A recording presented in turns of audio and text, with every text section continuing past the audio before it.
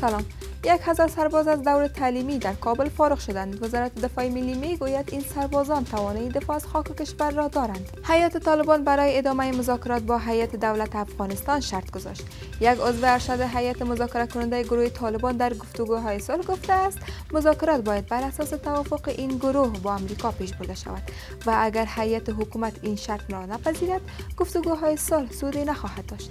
نماینده ملکی ناتو برای افغانستان میگوید در صورت توافق میان حکومت افغانستان و گروه طالبان این سازمان حاضر خواهد بود تا در روند ادغام جنگجویان طالب کمک کنند. پروژه اتاق عاجل زراعت و مسئولیت غذایی افغانستان افتتاح شد. وزارت زراعت میگوید این پروژه با کمک 100 میلیون دلار بانک جهانی تطبیق می شود.